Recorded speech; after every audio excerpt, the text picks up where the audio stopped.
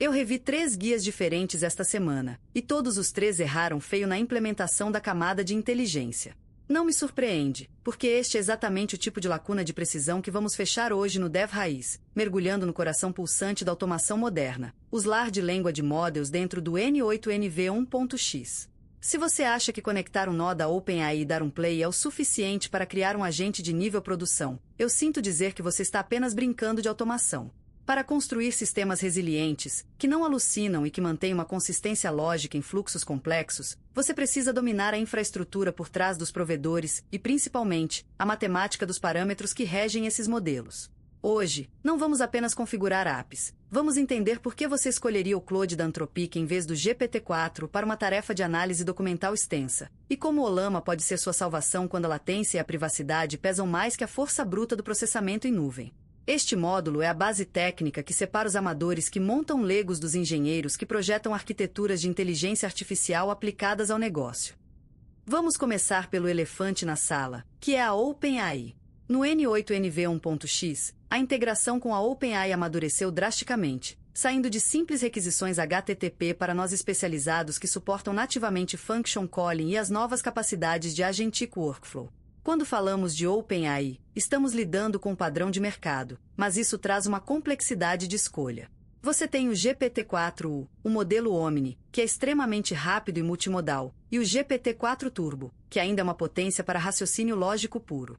Ao configurar suas credencials no N8N, você precisa entender que a API Key é apenas o começo. Se você trabalha em uma organização com múltiplos projetos, o Organization ID e o Project ID são cruciais para o monitoramento de custos e limites de cota. Um erro comum que vejo no deploy de agentes no N8N é não gerenciar corretamente as versões dos modelos. Usar o alias GPT-4 pode parecer seguro, mas em produção, fixar a versão específica, como o snapshot de uma data, garante que o comportamento do seu workflow não mude da noite para o dia quando a OpenAI atualizar o modelo por trás das cortinas. No N8N, o nó da OpenAI permite que você selecione entre Chat Model e Embed Engines, e entender essa distinção é vital. Se o seu objetivo é criar um agente que toma decisões, você vai para o Chat Model. Se você está construindo uma base de conhecimento usando RAG, ou Retrieval Augmented Generation, você precisará do nó de Embed Engines para vetorizar seus dados antes de alimentá-los ao agente. Agora, se a sua prioridade é o processamento de contextos massivos ou uma escrita que soe menos mecânica e mais analítica, a Anthropic é a sua melhor aliada, e o suporte dela no N8NV1.x é fenomenal. Os modelos Claude 3.5 Sonnet, Opus e Haiku trouxeram uma dinâmica nova para o mercado. O Sonnet 3.5, especificamente, tem se mostrado superior ao GPT-4 em tarefas de codificação e extração de dados estruturados com uma sensibilidade a nuances que a OpenAI às vezes ignora. Ao configurar o nó da Anthropic no N8N, você notará que a estrutura de mensagem segue o padrão System, User e Assistant, mas com uma diferença sutil na forma como o Claude interpreta as instruções de sistema. Ele é muito mais aderente a regras rígidas. Se você está construindo um workflow de compliance ou auditoria no N8N, onde o robô não pode desviar 1 milímetro do protocolo, o Claude Opus é frequentemente a escolha mais segura, apesar do custo mais elevado e da latência superior. O Haiku, por outro lado, é a escolha perfeita para tarefas de classificação rápida e roteamento de tickets dentro do seu N8N, onde você precisa de uma resposta em milissegundos para decidir qual será o próximo nó do fluxo. Lembre-se que a Anthropic tem uma abordagem diferente para o que chamamos de contexto window. Eles foram pioneiros em janelas de 200 mil tokens, o que permite que você injete manuais inteiros de centenas de páginas diretamente no nó sem precisar de uma base vetorial complexa inicialmente, o que simplifica absurdamente o seu pipeline de dados. Mas nem tudo são flores na nuvem. Existe um cenário crescente onde você não quer, ou não pode, enviar seus dados para servidores externos. Seja por conformidade com a LGPD, segurança corporativa ou simplesmente para evitar custos proibitivos de API em larga escala. É aqui que o Ollama entra como um divisor de águas no ecossistema do N8N. O Ollama permite que você execute modelos como Llama 3, Mistral, Gemma e até o poderoso Phi3 localmente ou em sua própria infraestrutura de servidor. No N8N, o nó do Ollama se conecta via protocolo local, e aqui vai um insight de quem já quebrou muita cabeça. Se você estiver rodando o N8N dentro de um container Docker, o endereço localhost no nó do Ollama não vai funcionar, porque ele tentará acessar o próprio container. Você deve usar host.docker.internal ou o endereço IP estático da sua máquina host para estabelecer essa ponte. A beleza de usar Ollama com N8N é a latência zero de rede e a soberania total dos dados. Você pode baixar modelos específicos para codificação, como o CodeLlama, e ter um assistente de desenvolvimento integrado aos seus VBOOs Digit sem gastar um centavo em tokens. No entanto, a performance do Ollama depende inteiramente do seu hardware, especificamente da VRAM da sua GPU. Tentar rodar um Llama 3 de 70 bilhões de parâmetros em uma máquina sem uma placa de vídeo dedicada resultará em um workflow que leva minutos para responder, o que invalida a automação. Para a maioria dos casos de uso de agentes no N8N com Ollama, modelos de 7 a 8 bilhões de parâmetros, devidamente quantizados, oferecem o equilíbrio perfeito entre inteligência e velocidade de execução. Entender os provedores é o primeiro passo, mas o que realmente define a personalidade e a eficácia do seu agente no dev raiz são os hiperparâmetros. Vamos dissecar a temperatura, que é talvez o parâmetro mais mal interpretado de todos. A temperatura controla o que chamamos de distribuição de probabilidade de saída do modelo. Quando você define a temperatura como zero, você está tornando o modelo determinístico.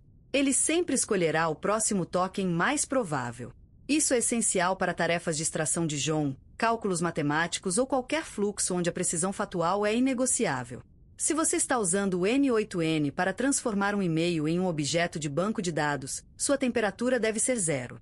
À medida que você aumenta esse valor para 0.7 ou 0.8, você está permitindo que o modelo explore tokens menos prováveis, o que introduz o que chamamos de criatividade ou variabilidade.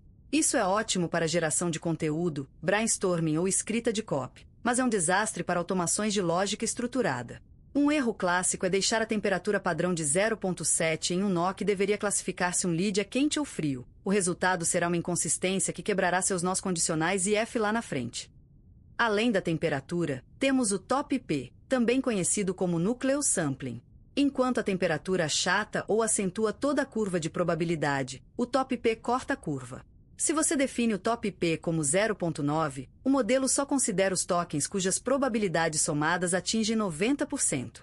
Isso ajuda a filtrar a cauda longa de tokens irrelevantes, impedindo que o modelo divague ou fale coisas completamente sem sentido quando a temperatura está alta.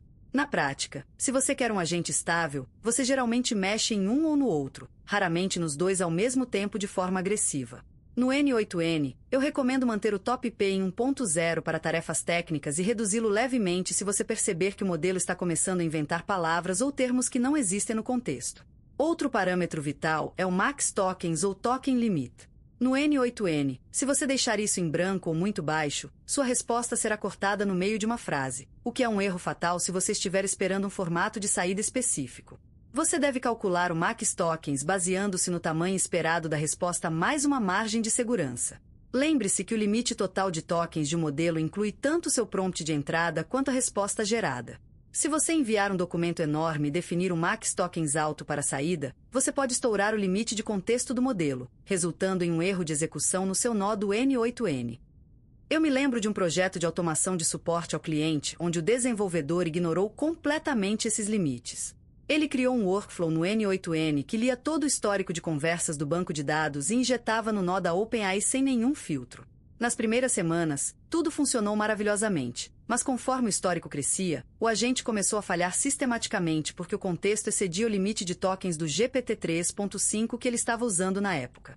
Além disso, a conta da API explodiu porque cada nova resposta processava milhares de tokens repetidos.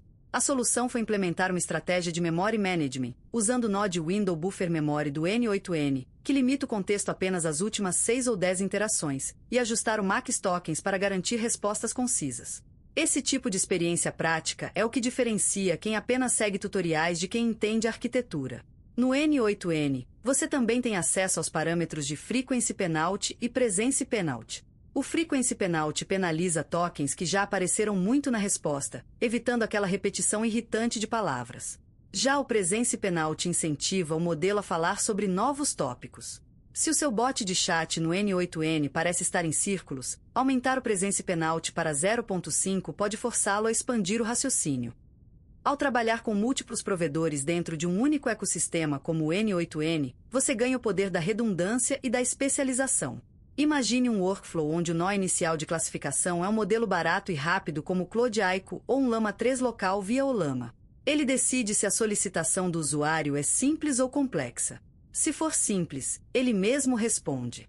Se for complexa, o N8N roteia o fluxo para um nó do GPT-4 ou do Claude Opus. Isso economiza milhares de dólares em tokens ao final do mês e otimiza a experiência do usuário com tempos de resposta variáveis. A configuração de cada provedor exige uma atenção meticulosa aos detalhes, as EADs de autenticação, a compatibilidade de versões de API e a formatação do prompt. No N8NV1.x, a introdução dos inteligência artificial agents mudou a forma como consumimos esses modelos. Em vez de apenas um Node Chat Model, agora temos o Agent Node, que pode usar ferramentas ou tools.